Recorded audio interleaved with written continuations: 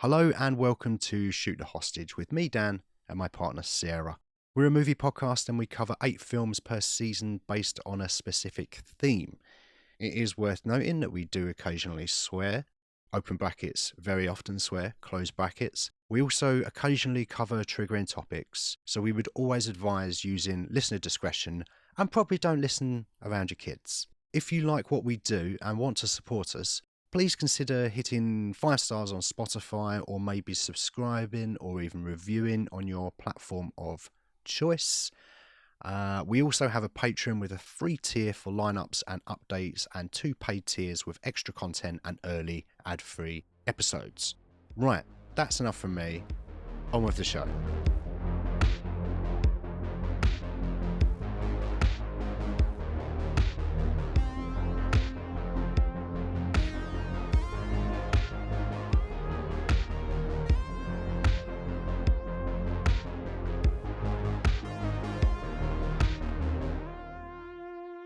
Right, Sarah. So, from discussing the dead wife trope in episode 1 of Identity, where we talked about Batman Begins and Christopher Nolan's penchant for a dead killing women. character. Yes. Allegedly. Yes. We have escalated right the way up to shooting your wife in the head in this movie.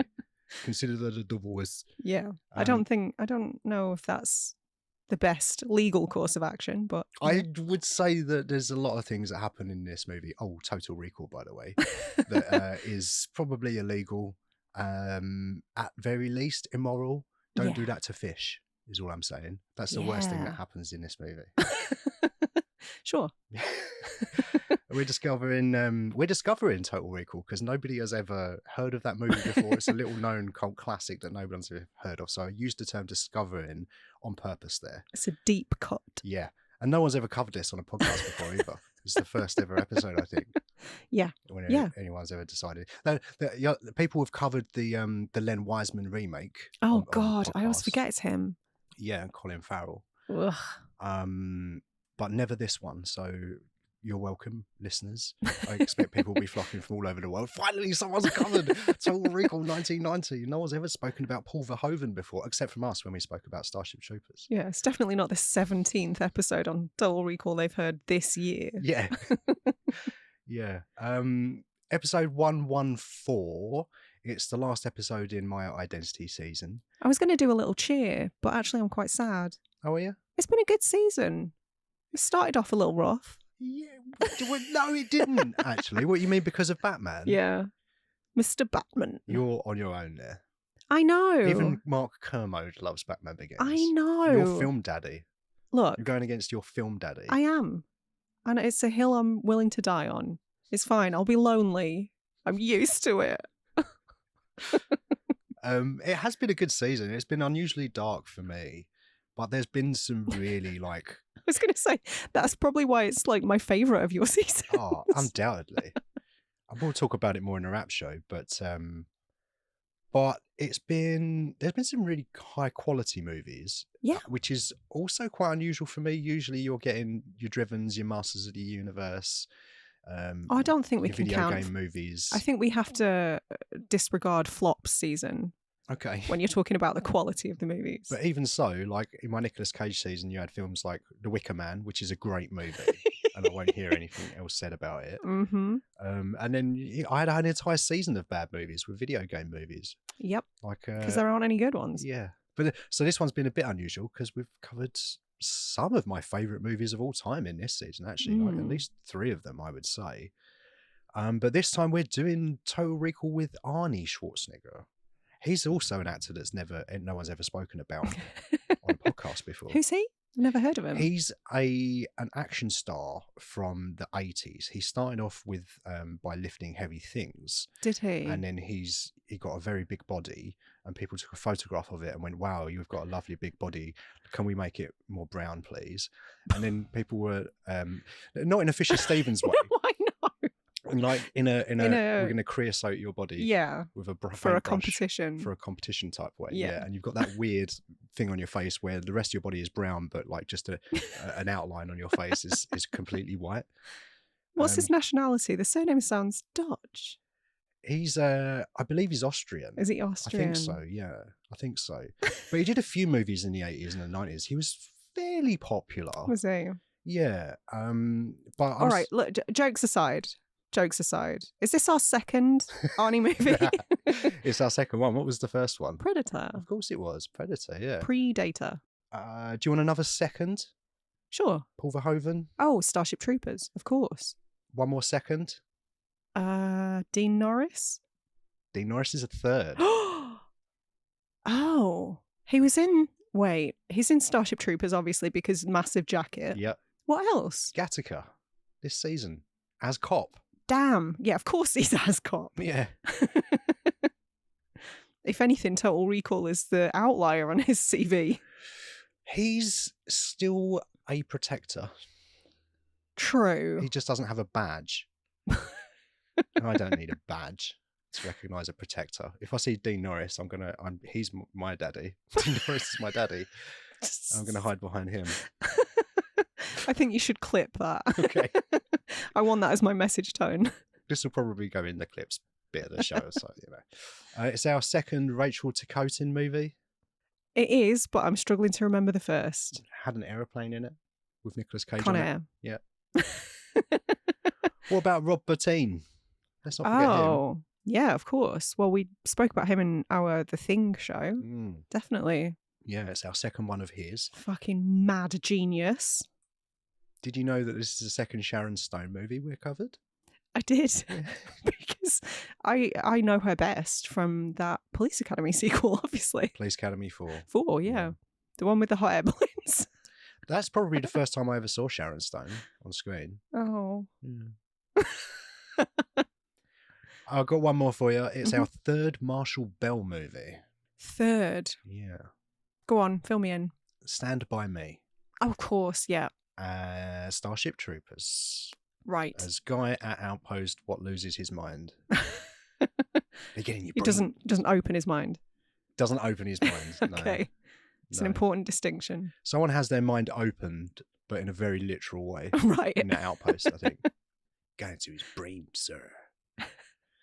When did you first see Total Recall, Sarah? Is this did you see this in adulthood, or like me, did you see it when you were 6 years old? This was a first time watched for me. No, I'm joking. Of course it wasn't. I'm a human from planet Earth, so I've seen this many times. I didn't see it as a child. I wish I had. I think it would have scared the shit out of me, as did everything. But it's a classic for a reason.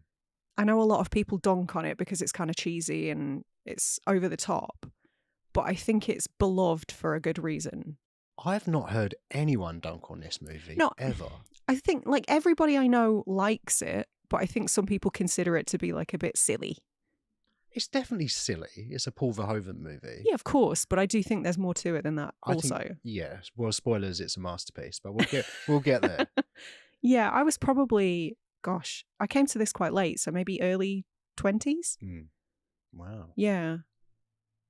But wow. I guess you watched it much, much, much younger. 2000. So you saw it in the 2000s? I believe so, yeah. By the year 2002, say you watched it when you were 20, by the year 2002, I'd probably seen this 25 times. Yeah, I figured. Yeah. I watched this so much as a kid. It was one of those VHSs we owned, but it was on the top shelf. So, and the DVD, I suppose the VHS it would have been back then, but the VHS rack was behind the sofa. So in order to get to the top shelf, I would have to climb atop the sofa onto the top bit to get to the Total Recall tape while my nan was in bed. Put that on in the morning, and it's a good way to start. Some people go to church on a Sunday. I did. I used to watch. You did. I did. You did. Yeah. I stayed at home and watched a movie about a woman with 3 breasts when I was 6. And that's my childhood. We both consumed fiction on a Sunday morning. Just in very different ways. Yeah.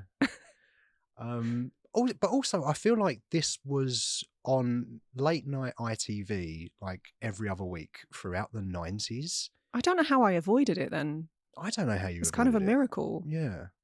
It is based on book or based on short story. Yeah. By Philip K. Dick, which came out in the 60s. we can remember it for you wholesale. Mm. I think I knew that. Well, I didn't know that until years later. So for me, for the longest time, this film to me was just, it's the great movie where Arnold pulls someone's arms off. And the older I've gotten, which is the case with, I'd say, the big three Verhoeven movies for me anyway, Starship Troopers, RoboCop, and this. Showgirls. And Oh. Showgirls. But those three have definitely gotten way better the older I've gotten. And I loved them when I was a kid, but for very different reasons. Probably covered a lot of the same ground in Starship Troopers. So I would recommend going downloading our episode on that. Because it's the only one out there. Yeah, much like this. So if you just Google Starship Troopers podcast, you'll go. The first link will just be us. The only link. Yeah. So you would consider yourself a Verhoeven fan then? Yeah, based on that trifecta. For those movies, for sure. Like, they're three of my favourite movies of all time. But then outside of that, I haven't seen much else by Verhoeven. Outside of that, I saw Hollow Man, which was not very good. We watched Benedetta the other day. I loved that, which was great. I really enjoyed that. I couldn't stop thinking about it for a few days. Same. Interesting. Yeah, it was very good, and to the point where it's like, oh, maybe I should check, because I think after Hollow Man, I was just sort of like, I don't want to watch anymore. Checks out a little bit. But watching Benedetta, I'm thinking I should probably go back and check out the other films I haven't seen, because he's a very particular flavour. Even like when we're watching Benedetta, I can sort of see that it's the same guy that's made that as Total Recall, RoboCop, and Starship Troopers. Oh, a pervert made it. Like someone who's just doing really graphic stuff on screen, and it doesn't really care about offending, and it's just he's a very provocative filmmaker that there's not many of them. I see the term provocateur thrown around a lot in reference to Verhoeven, and I think that is so on the money, because you're right. I'm pretty sure that's why he doesn't get given big budgets anymore, right? I'd assume so, yeah. Even though Total Recall did pretty damn well, didn't it? Amazing. Oh, it did, yeah. Oh, you were shaking your head. I was like, oh no, have I got this wrong? I was shaking my head as if to say, God, no, God damn, yeah. Yeah, it was a 65 mil budget, which was the highest recorded budget at the time. Was it really? Yeah. I knew it was big, yeah. But it grossed 261 million. Wow. So, especially back then in 1990, and probably large part due to Arnold and his promotional skills. Well, yeah, I did read about that. Yeah, we'll hopefully touch on that a bit later. Okay. But yeah, I'm kind of in the same boat as you. I wasn't that familiar with him as a director beyond the obvious ones. Obviously, I'd seen Starship Troopers probably a similar time to watching this. Yeah, I would say so. Wow, I didn't watch that when it came out. Imagine if a weekend you just rented RoboCop, Starship Troopers, and Total Recall. Life-changing. Oh. Transcendent weekend. Yeah. I would be so jealous of that, because they're movies that I've just... Starship Troopers came out when I was a bit older. So I think I was 13, 14 when that came out. So I actually went to the pictures to see that. So I remember very clearly the first time I saw it. RoboCop and Terminator, I watched them so young that I've got no idea when the first time I watched them was. So they've just always been with me. When you went to see Starship Troopers, were you aware that it was a familiar director to you? Yeah, 100%. Yeah. I couldn't wait, because the trailer just really sold me. I was like, I haven't from the director of RoboCop, something like that. Yeah, exactly. I hadn't enjoyed a Verhoeven movie since Total Recall. Basic Instinct wasn't for me, and neither was Showgirls. So I was excited, and also it was the same guy that scored RoboCop as well, Basil Polidoris. Right. And I believe that was in the trailer. So yeah, I was all in for that Starship Troopers trailer. I could not wait, and it did not disappoint. It's a good movie. It's a great movie. Yeah, it's a misunderstood movie. Yeah. But yeah, I'm much the same as you, but I was keen to explore more of his work, which is why I bought Benedetta, because that's one that had been on the to watch pile for months. I was kind of reluctant, because I know what I said about post Hollow Man Verhoeven for me, and also the fact that it's a period movie. Well, I struggle with that. The synopsis did sound a little bit dry, maybe. Yeah, but also on the DVD, it's described as an erotic period drama or something like that, and I was like, oh, that's so far away from what I would want to watch. But well, you were expecting another Portrait of a Lady on Fire. Yeah, which apparently is a good movie. Don't come I've for never me. seen it. I would probably love it. It's good if you don't mind falling into a coma while you're watching it. I have a higher tolerance than you for that sort of stuff. Sorry. I'm sure it's great. So I was afraid, but one of the things that's good about doing this podcast is it does force me to watch things that I wouldn't. For that reason, it's Paul Verhoeven. Let's get it watched before the show, and I really enjoyed it. So I'm glad that we own it now. Yeah, I wish we'd been able to watch Elle too, but that's a bit harder to get hold of, I believe. We'll get hold of it. It'd be nice to cover Benedetta at some point. I'd love to. On a season. There's a couple of... I've been scheming on a religion season for a long time, so that's straight on the shortlist. Yeah, could go in there. There's a couple of others, I think, as well. But I think we'll dildo season? Wooden dildo season? You made me say that twice. Sorry? No, I'm not falling for that again. Yeah, I mean, we could try to find another 7 movies with a wooden dildo in it. I can't think of a second. I can't think of any, no. So what do you know about the production of Total Recall, Sarah? I mean, it sounds relatively troubled. I'll say that. It sounds like there were a lot of disagreements, dare I say arguments. A lot of people involved, a lot of different human faces were attached to this project. Yeah, I read there were like 500 people that worked on the movie. Yeah, I mean, I'm not surprised at that. Yeah, that's I think that would just be a normal shoot for a film like this.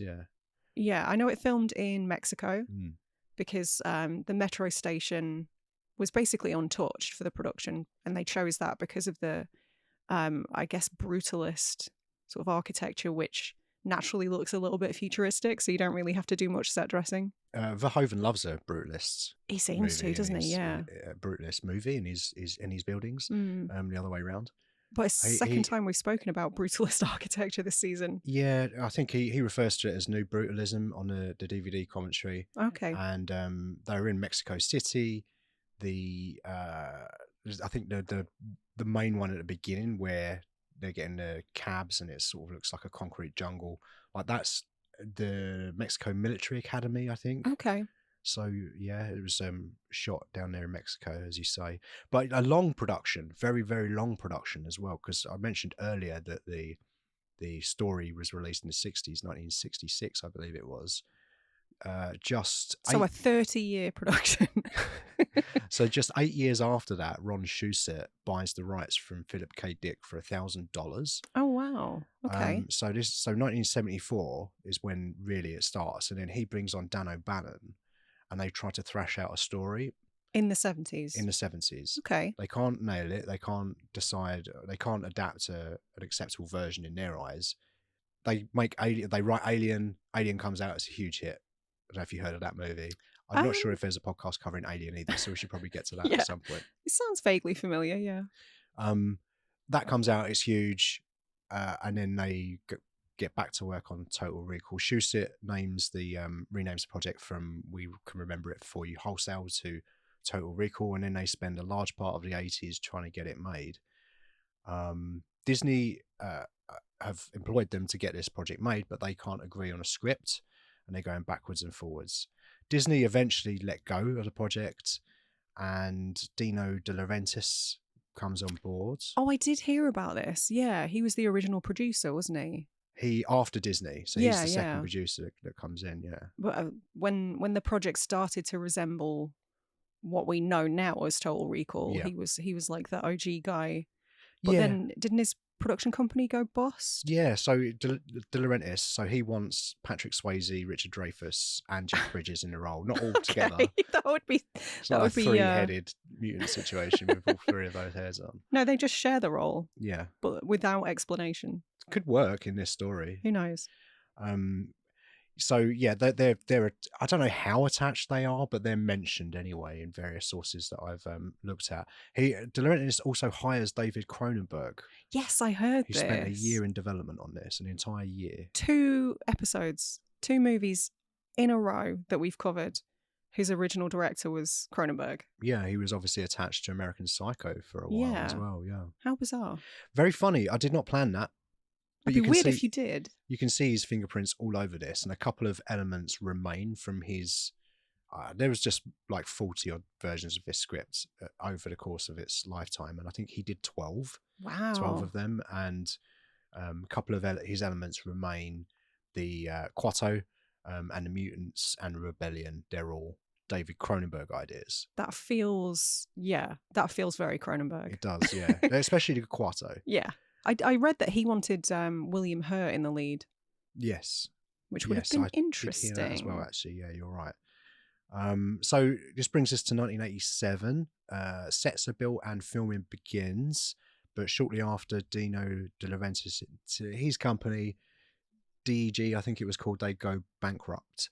So Arnie, who's been circling the project for a little while and was upset that he wasn't cast or considered for the main lead, goes to Carolco and convinces them to spend $3 million acquiring the rights off of Dino De Laurentiis, who's having a fire sale on their projects. So how much? $3 million. So Carolco, you need to spend $3 million on this project. Right. I also need to be in the movie. You need to pay me $10 to $11 million. And also I want Paul Verhoeven because I love RoboCop. Arnie, master of negotiation. Yeah, no shit.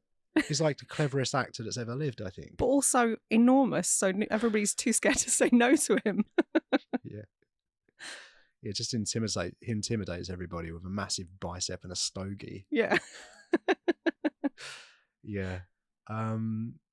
So yeah, and then once Carolco come on board and then, gets underway and the proper work starts and meaningful progress is made, obviously comes out and it gets nominated for 3 Oscars in 1991. Did it really? Yeah. Oh, for what? Best sound. Okay. Best sound effects in editing. Yep. So just lots of putting Arnie's voice in going, "Wah!" Yeah, okay. They should have won. Yeah. Lead actor? Best acting, yeah. No. Sadly, although I do think this is Arnie's best performance, maybe. Oh, bless him. Best visual effects. Rob Bottin accepted the award and he thanked Rick Baker, which was nice. I watched that video the other day on YouTube. Now my brain's just going, Ricky Baker. Excellent. Oh, I'm glad he won. I didn't know that. It is like mind-meltingly good. Yeah. I want to talk about the effects work at length because it is my favourite part of the movie. Yes, agreed. Do we want to go through cast? Or... Yeah. Okay, so we've got the first actor that's in this, cast number 1. He's called Arnold Schwarzenegger. Oh, I believe you mentioned him at the start of the show, yeah. Okay. Yeah. Michael Ironside. I think this is the first time we've spoken about Love. Iron Balls. Love Michael Ironside. Great. Yeah. I love him. Another Cronenberg connection, Scanners. Yep. Well, he's Canadian. Right, of course, yeah. Probably my favourite Canadian actor. And we have spoken about him because he was in Starship Troopers. Yeah, of course. Yeah. Sharon Stone, which we've mentioned. Rachel Tacotin, which we've mentioned. Ronny Cox, which we haven't mentioned, who plays Cohagen in this. Oh, yeah. I know him most from RoboCop and Beverly Hills Cop. 2 movies with the word cop. Yeah. Okay. Dan's childhood. Was he in Cop Out? No, he wasn't in Cop Out. No. Marshall Bell, Dean Norris. And I want to mention Priscilla Allen. Now, she's credited as, in quotes, fat lady. But I wanted to mention Priscilla Allen because I feel like not many people mention Priscilla Allen. And I think there's one particular effect which we'll get to, but I think it doesn't work without her. I think if she doesn't do what she's doing, I think none of the rest of it will make sense. I think it's a seamless performance into a practical effect, but we'll get there. Priscilla Allen. What's the 3-breasted lady's name? I don't know. Because I didn't write everybody down. I just wondered if you knew, because she kind of got the short shrift a little bit, but I feel like we should mention her. Okay. And the character was so popular that they brought the character back for the remake. I know that. Right. Okay. But yeah, Priscilla Allen, she goes for it. Like she fully got the memo. Yeah, I couldn't agree more. So obviously this film is capping off our Identity season. I think this might be the most fitting. I think I was considering... You've said that in every show. No, I haven't. I considered putting this in Dream season, but I feel like this is the place that it belongs, really, because it would fit there. But for me, this is all about his wrestling with who he thinks he was, between who he is now, and the memories forming who you are. And Kuato's got that one line in it as well. So I feel like this is probably a very good place for it. I think it's all about that, really. I think it's more fitting for Identity than for Dreams. I agree. Yeah. And I love the fact that lots of people are playing dual roles in this. Arnold is playing Quaid and Hauser. Marshall Bell is playing the rebel guy and a baby that grows out of his stomach, magic baby that grows out of his stomach. I didn't realise he was Kuato as well. He did the voice, didn't he? Marshall Bell? Yeah. Did he? I believe so. Oh, there you go. I'm just making my point again. Laurie is obviously playing Quaid's wife, but she's also a spy, so she's playing dual roles there. Benny, same situation. He's got 5 kids to feed, except he hasn't. Or maybe it's 4 or maybe 0. It's none, because he's lying. Benny's a shitbag. Yeah. There is people use holograms in this movie, so you've got also projections of yourself, of those characters. I thought that was quite interesting, and that's something I've never thought about before. Literally, a lot of the characters are playing more than one role, and if not leaning into other aspects of their personality, and they seem to sort of underline that, and I quite enjoy that in this. I hadn't thought about it before, but it's definitely the duality themes there I thought were interesting, and especially in relation to Black Swan, which we spoke about a few weeks ago, with the White Swan and the Black Swan and the Shadow and the Jungian stuff in there. I think there's lots. I can't believe I'm talking about this stuff in an Arnold Schwarzenegger movie, and that's one of the Jungian psychology in Total Recall. Exactly. I think Arnie's got maybe 3 movies that are probably better than they should be. Yeah. This is one of them. Predator's another one, and Terminators. Both Terminators are sort of class, but like, especially this and Predator, I think are subverting a lot of things that... I love that you say both Terminators as though there just aren't any more. Yes, correct. Yeah. They never returned to that franchise after 2 in any meaningful way. But yeah, I love that I'm talking about these things in an Arnie movie. It doesn't feel right. It feels wrong somehow. But we have to. It's brilliant. And I think he's a big part of that as well. I know he's a big action star, but he's a very clever man. And it was very smart with the projects that he chose, and the people that... A lot of the creative process for when you're at that stage, I guess, is who you bring on board as well. And to bring on Paul Verhoeven was such a perfect fit for this project. Yeah, I can't imagine... do you know, as much as I love David Cronenberg, and on the face of it, I would kind of love to see a Cronenberg version of Total Recall, I kind of can't imagine it any differently. No. I think it would have been darker, maybe a little bit meaner. Yeah. Dare I say even weirder if Cronenberg had done it? I think all of those things are correct, yeah. And Michael Ironside definitely would have popped somebody's head. Yeah. I think one of the things about this movie is that there are so many, almost I would say in every single scene, there is something that I remember, or something that's very memorable, which is the same thing. Something that sticks out to me and I've always thought about. And so it's hard. Like, when we get to this point in the podcast, we start talking about scenes. Usually I can pick 3 or 4 where I'm like, that was interesting, or that was like relevant to the piece. But I'd have to list the entire movie to do that for this. Now it's 28 scenes. Yeah. And it blows my mind how, like, in every single scene, like, iconic. Like, it blows my mind. But well, that's fine. Let's just start listing some, because our lists are probably identical. Let's face it. Yeah. I think the first thing I want to mention is the first trip to Rico.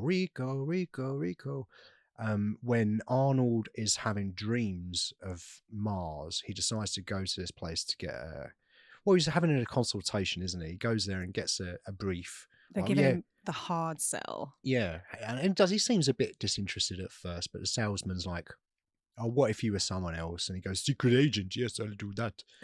And he's sold immediately. Like, he's gone from kind of disinterested to, yeah, fucking, I'm all in. And there's no, like, cooling off period. He's not like, give it 2 weeks. He's in the chair, like, cut to Arnie in the chair with a big grin on his face, leaning back. He's got one of everything from QVC in his house. He's so susceptible to marketing. Yeah, he's never heard of that rule, that 24-hour rule. Like, when you want to buy something, leave it, sleep on it for 24 hours. If you still want it, then buy it. It's like, no, get in my brain. Sign me up now. I'm going to hand over my entire brain to you people.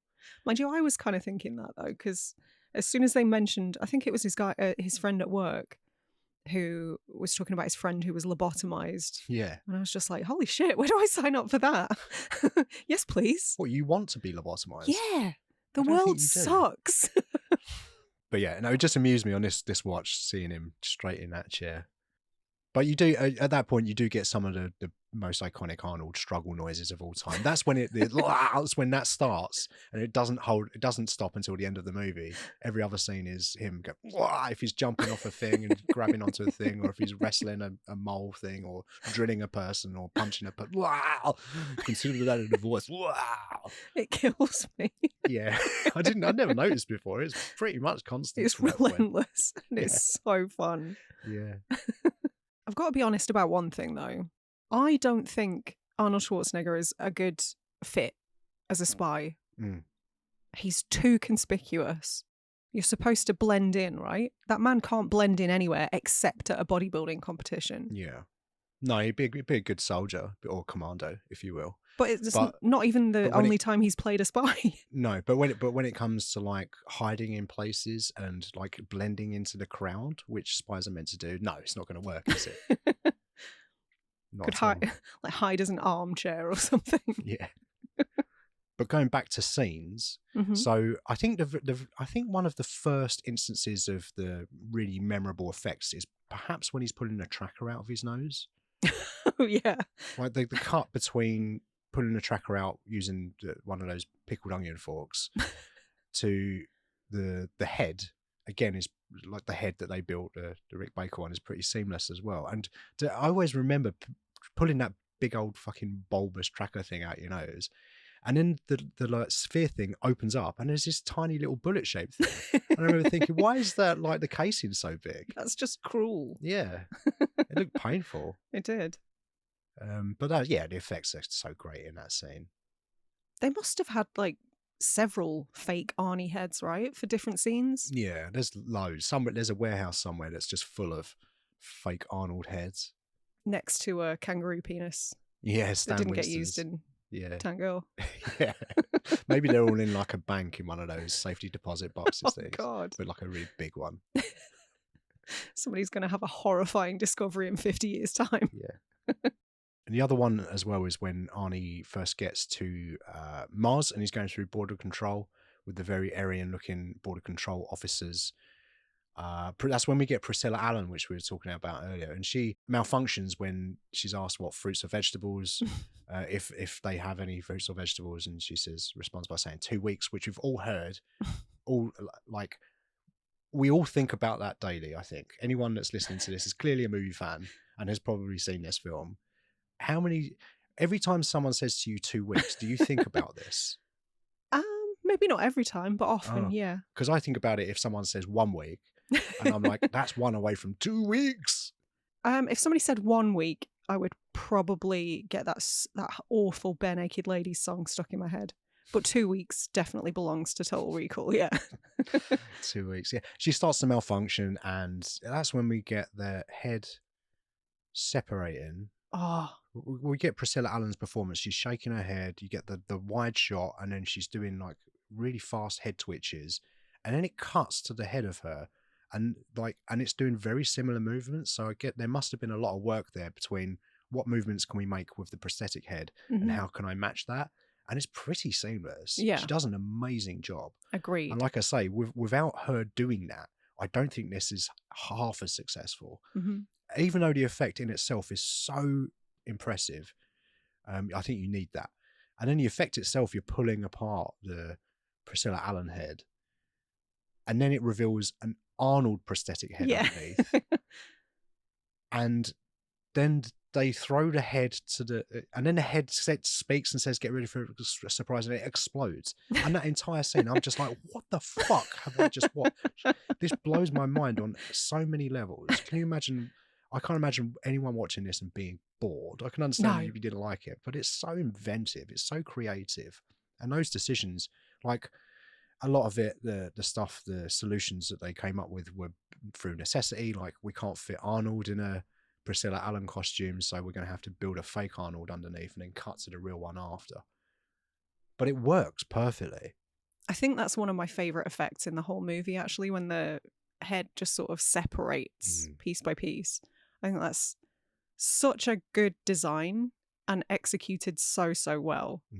And it's, as you see, you've used the word already, it's iconic. It's iconic, it's seamless, it's I think it's my favourite effect in a movie where they're all my favourite effects. Yeah, it's tough, isn't it? This one I love it. I just love it. I watched a commentary with Arnold and Paul Verhoeven the other day when you went to bed, and I rewound this scene a couple of times just because I was like, I want to try and see if I can see the seams where they pull the head apart, because I think they just used like rigs and there was literally just someone outside of shot on either side pulling them apart. And I can't see the seams. Like and I'm pausing it and I'm looking for it, like, yeah, it looks great. It looks amazing. I guess that's why they didn't make it in the 70s, because they wouldn't have been able to achieve that sort of stuff, right? Part of it, I'm sure, Yeah. Yeah, and then that leads to one of many scenes where you've got lots of wind and Arnold has to hang on to something so he doesn't get sucked off out into Mars. Wow! Do you know what scene doesn't get talked about very much that I love? Is the scene on the escalator. Yeah. Where it just goes like hyper violent for a second. Yeah. Where he uses the guy as a human shield. Yeah. That was cut right down, that scene. I believe so, yeah. I did read about that. And I read some stuff from Paul Verhoeven where he was saying that the censors had got it completely wrong, and that cutting it down actually made the scene more violent. He says like the more that you actually see, the longer it's drawn out, the more cartoonish it becomes. Yeah. Whereas actually, if you cut it right down, it gives the impression of being nastier, of being more violent. But I did see that they were threatened with an X rating, so they had to make some cuts. They cut it right down. It was way bloodier, as you say. I don't know if I fully agree with Paul Verhoeven on that. I sort of get what he's saying. It does make it more cartoony. It makes sense. But I'm thinking about the scene in RoboCop where the guy just gets completely riddled with bullets, and it's so long. I don't know if that's less violent than the guy on the escalator. I think that's more violent. Well, it's more violent, but I kind of see what he means. It feels more real the less you see. Somehow. Yeah, like the longer it's drawn out, the more ridiculous it seems. Like it's just sort of like hammering it home, and you're like, oh my god, this is so silly. Yeah, I get it, but I see what you're saying as well. Like it. Yeah, that's his perspective. That's his perspective. Yeah, I mean, I love it. I mean, I don't think it needs to be long. It does what it needs to do, and that's one of the things with this movie. I think it's so well paced. So yeah, I think anything they did has only improved it. But yeah, cut right down that scene. I would like to see a full length version of that. Do you think we'll ever get one? No. Director's cut? No, I don't think so. That's a shame. File that next to Event Horizon for missed opportunities. Yeah. So what did you say the budget for this was? 65 million?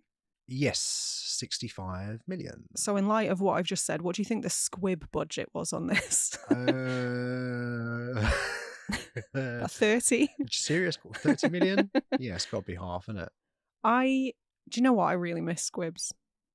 I miss squibs so much. They haven't gone away. They still exist. No, I know, but the temptation these days is to just rely on CGI, isn't it? Like, you get the effect of an impact and then they're just like, we'll fix it in post. And you can always tell, I think, but I don't know. For me, it's the same as any sort of practical effect or puppets or any of the things that I love in films. When it's there, when it's tangible, you can tell. It makes such a difference for me. I think it's interesting. If Total Recall had been made 20 years later for the first time, it would have been very CGI heavy. I think it would have been so watered down. We would have been still talking about it 30 years after its release. No. I think part of the reason that this holds up so well is because of the practical effects. Oh, and part of that Rob Bottin is the heart of this. The squib. There's also the squib budget, like you say. Like you can tell it's a Paul Verhoeven movie because he's used all of the squibs. Yeah, and I know it's not cheap to do it that way because, like, no. If something goes wrong and you have to reset, that's, oh my God, what an unimaginable arse-ache. Yeah, it definitely adds time in production and it's a lot easier to do it in post. Yeah, but you're missing that magic. You are missing that magic, yeah, I agree. Bring back squibs. Yeah, I hope that we stick with the practical thing. I mean, I know that we've gone down a CGI route for decades now. but I do feel like there is more the love for practical effects, and particularly with looking at movies like this, and the more we do it, now that we've covered this movie, I think hopefully other podcasts will cover this movie now as well, and the love will begin to build for it. Yeah. And people will rediscover they need to this forgotten movie. Yeah. Yeah. So I think the love for, or the nostalgia and the yearn for that is quite high now, and I think that a lot of studios will. I don't know if they will. I hope that we return mostly to practical effects with using CGI to touch things up, to make them look better. Oh, yeah, you're definitely a glass half full guy. I know, I'm not as optimistic. Yeah. Have you got like a scene in this film that you think is the most thematically relevant? Thematically? Yeah. Oh, I hadn't thought about that. Or an important scene to you? I mean, in terms of effects, I think one of my favourites is right at the end with the kind of the eye-popping. Yeah, so like as a practical effect, you enjoy all of the eye-popping stuff. Yeah, the squishier the better. Yeah. I loved that. It opens and ends with that as well. Yeah. It bookends with eye-poppy stuff. Yeah. Eyes on stalks. Yeah. Great. Yeah. But in terms of thematically, I'm not sure.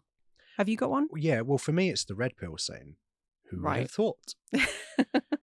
So the red pill scene. So that's about the halfway point of the movie where the doctor that we had seen on television earlier on a train has gone to, what he says is he's implanted himself into Arnold Schwarzenegger. Not in that way. I said nothing. But he comes into it. He says, like, this is all in your imagination. This is all a dream. I'm a doctor. We're at Recall. You need to take this pill now. Right. We need to go back to the real world.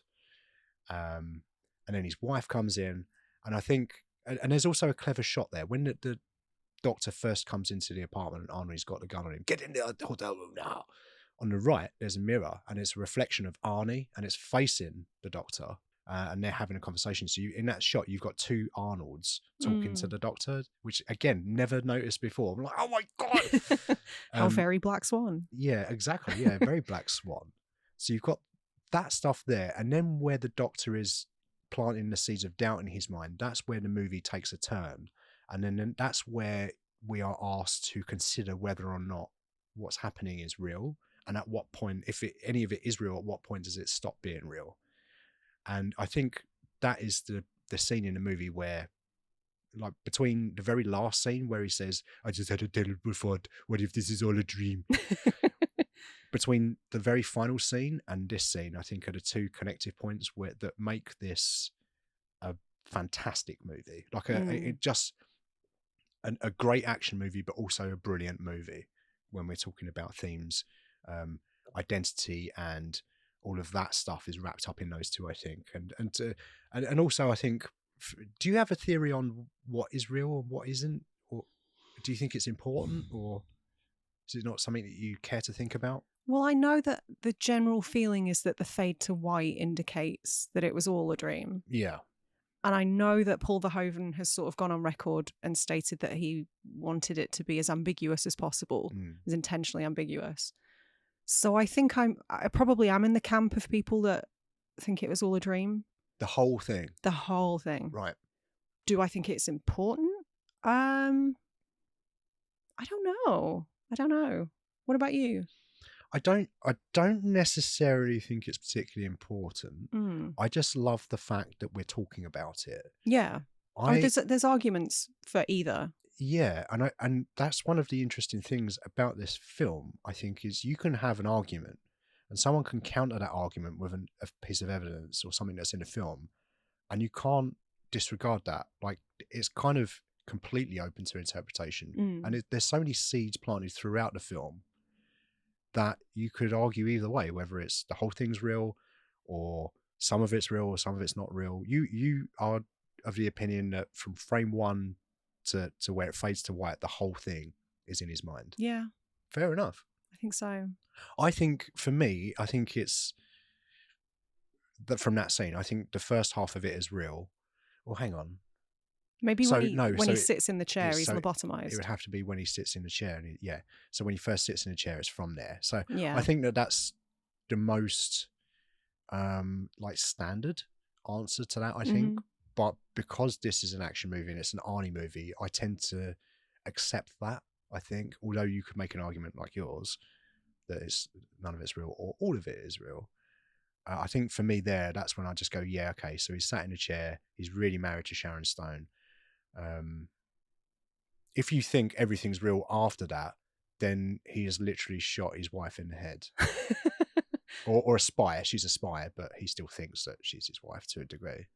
Yeah. So, which is a bit much for an Arnie action movie of the 90s.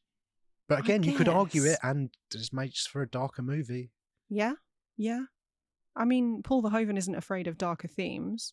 No, he's not. Even in a movie as satirical as Starship Troopers, he had characters literally dressed as Nazis. Yeah. So, like, you know. That's the thing about Paul Verhoeven movies that I really like, is that he is not afraid to explore really weird and dark shit and things that have happened. I think almost all of his movies are about things that have happened, but in a different setting. I don't think anyone's been put into a robot yet, so but it's only a matter of time. I bet they have, I bet they have. I bet Elon Musk's up to some weird shit that we don't know about. I don't want to know. No. Yeah. But obviously Starship Troopers, which we spoke about, a lot of it informed by his upbringing during the war, where fascism was rife across Europe and growing. That obviously fed into... Wasn't that such a dark time? I'm so glad that isn't the case now.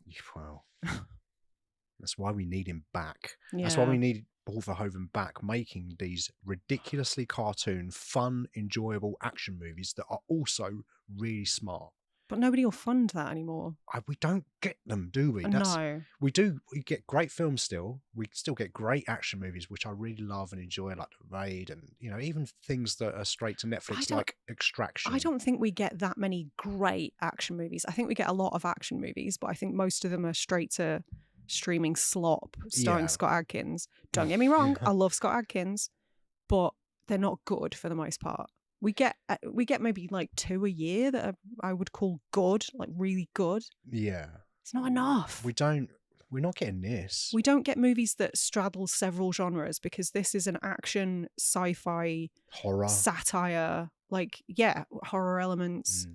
If you want it to be, it's a film that makes you think. Yep. If you don't, you can switch your brain off quite happily and enjoy it just the same.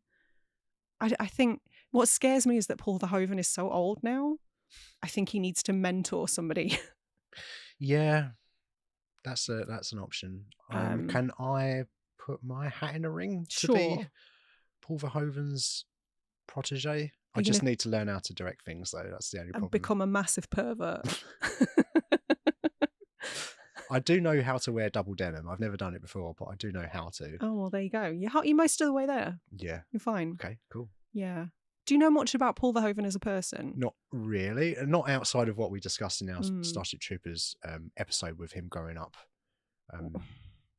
Afraid of fearing fascism and the movement of that. Yeah. I think I like him. I want to say that I like him, but I think he's problematic. Agreed. I think he's got... Are you thinking of Basic Instinct and the situation with Sharon Stone in that? I mean, that's not great, is it? No. Because he wanted her to appear naked in this and she refused.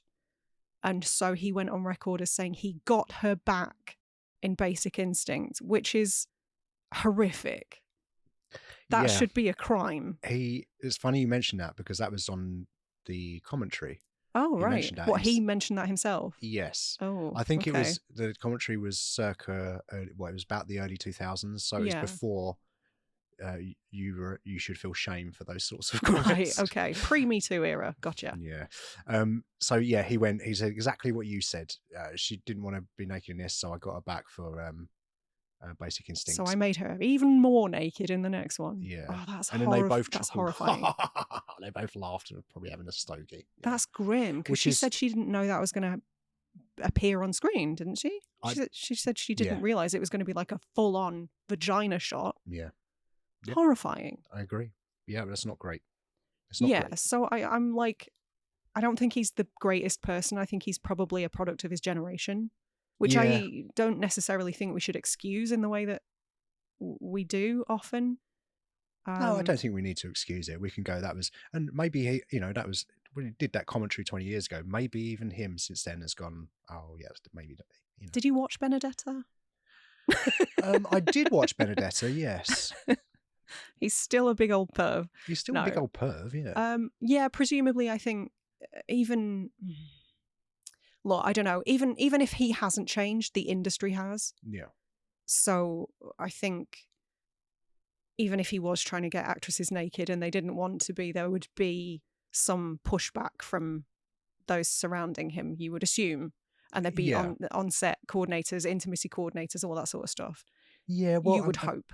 On every job now, you always get someone, with this mainly studio-based stuff, and so with independents as well sometimes, but you always get someone is nominated as the mental health person who you can go to about anything, basically. In the absence of an HR department, which you don't have on jobs, you have someone like that. And then if you've got scenes where someone has to be naked, in scenes with anybody, you obviously have to have an intimacy coordinator. So I think it is a lot more controlled. I'm sure there's, in some instances, it's still the Wild West in, mentioned independent films when there's not really many people on set. Then things probably get overlooked, but I imagine it can't be any worse than it would have been. The 80s and 90s must have been the absolute peak for that sort of shit, right? What worries me is that isn't he now making films in France? Yeah. Is that where the old perverts go? Is that where Polanski lives? Yeah. I'm not for a second putting Verhoeven in that same category. No. I wouldn't, because that's baseless. Yeah. But it does make me wonder, like, perhaps they go to these European countries because they're a little bit more lax. Are you suggesting that everyone that moves to France is a pervert? Yeah. I thought you were. No, I would never. But yeah, I like him in a lot of ways, but I side-eye him in others. Yeah. I think that's fair. Yeah. But I do think he's a crazy genius. Yeah. Professionally. No, I couldn't agree more. Because I do find that his films often have a lot of subtext. They are often satirical. And I know Garth Marenghi says subtext is for cowards, but I think his subtext is very obvious. It's very on the nose. It's barely subtext because it's not very hidden, unless you're a moron, which some of us were when we first saw his movies. Let's face some it. of us, you mean me. And me. But you were in your 20s. You must have seen some of it. I was an idiot in my 20s. I was a late bloomer. But I think the concepts that he uses, I mean, maybe I'm giving him too much credit because he's not always the screenwriter, and he wasn't in this instance. I don't know how much influence he had, but the concepts that are used to sort of as the vehicle for the messaging are kind of genius. Maybe even, dare I say, unmatched. Like his consistency for that is chef kiss, I think. No, I couldn't agree more. I love him as a filmmaker, particularly these sort of these movies in the 80s and 90s. I don't think you're going to top it, personally. Do you know what else I really love about Total Recall that we haven't touched on yet? And it's not something that occurred to me until this viewing.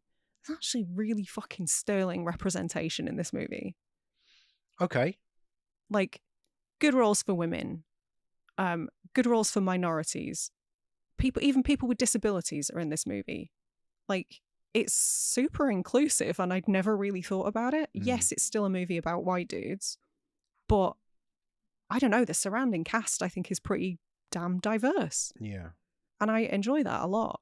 It's just another tick for me. No, I hadn't thought of that actually at all.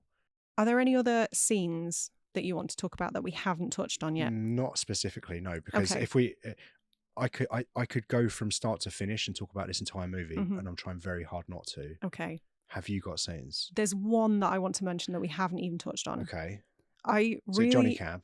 It's not Johnny Cab, but Robert Picardo deserves a mention. It's so creepy, and I hate that cab, but I love Robert Picardo. I'm sorry. Could you rephrase the question? But I knew it was his voice, but I I don't think it was immediately obvious that they'd modelled it on his image as well. Yeah. It should have been obvious in hindsight. Me watching it when I'm 6, that looks like the cowboy from Inner Space. Or see Joe Dante connection for me. Yeah, of course. Yeah. No, the scene in the I was going to say airport, the train station, the metro station, but they've got the X-ray thing.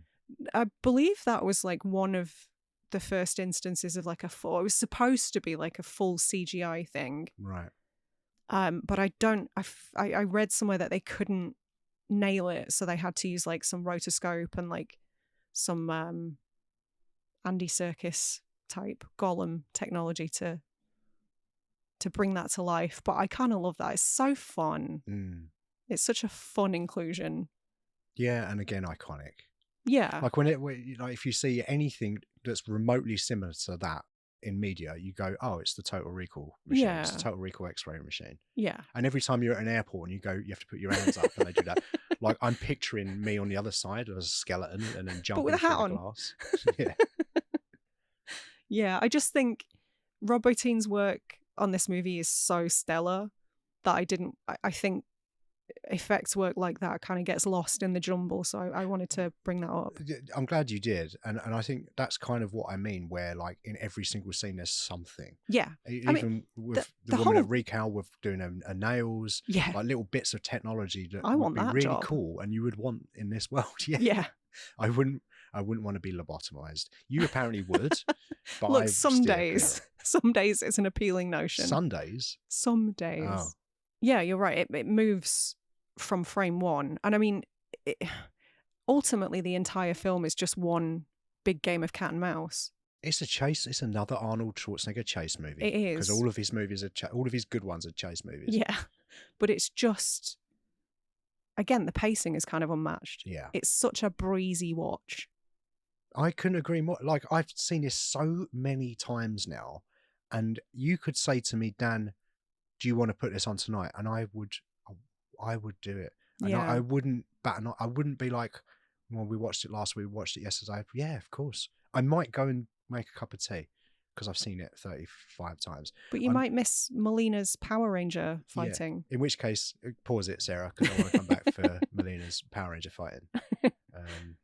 Yeah, it's so relentlessly well paced. The chase element definitely adds to that, I think, and is a nice mechanism to keep a film moving, I think, isn't it? Often, because the characters have to keep moving, so you have to find inventive ways of them portraying things to each other, which is really interesting.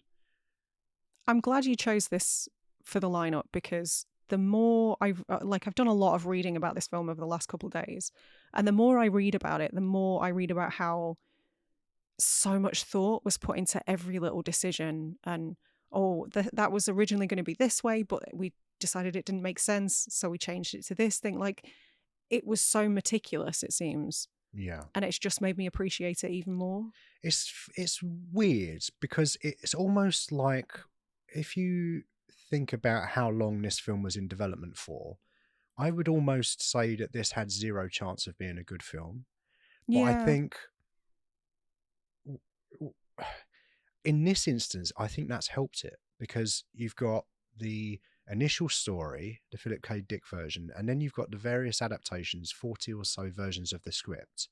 And then when Verhoeven comes on board, he goes through everything and picks out the scripts that he likes best, and then they merge lots of elements together. And, like, you know, they kept some of the Cronenberg stuff, and they kept other stuff that other people come up with, and they've veered away from the books, and they've kept some elements of the book, and then they've removed other elements and completely changed other things. And it's almost like the slow progression of that over the 15 or so years that it was in development has added, and this thing has been refined and shaped into this beautiful kind of sculpture that we got in the end.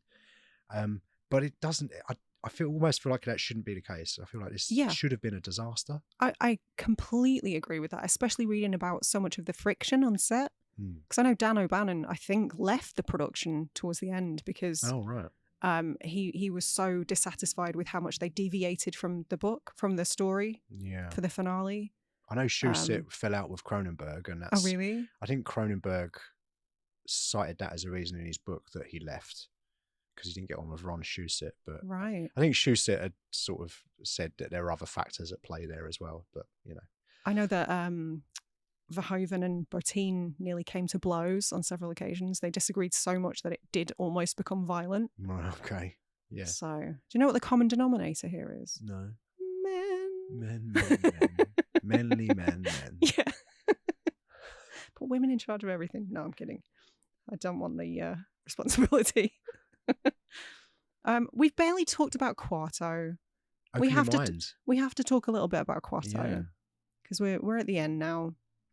Did you know that Kuato was named such because it comes from the Spanish word cuate? What does cuate mean? It means disgusting sweaty puppet. No, apparently it means twin. Yeah. So you didn't want to save this for Conjoined Twin season? There's so many other movies that you could get into that season, so I thought, no, we could put this in Identity and it's fine. I know you saw this at a long time ago for the first time, but do you remember what your reaction was the first time Kuato was revealed? No. Were you expecting that? Sarah, Kuato has been with me for my entire life. Well, same as Marshall Bell. Yeah. No, I don't remember anything for what I thought about it first. Okay. I remember what I thought about it when I was a kid in general, but that was just like, I love it when their chests explode. Yeah, no, I have no idea, I'm afraid. I think I had a big old what the fuck reaction when that was revealed to be the case. But excellent effect work. Mm. I hate Kuato. He is grotesque. Not as much as what's his name from Masters of the Universe. Jared Leto. No, the original Masters of the Universe.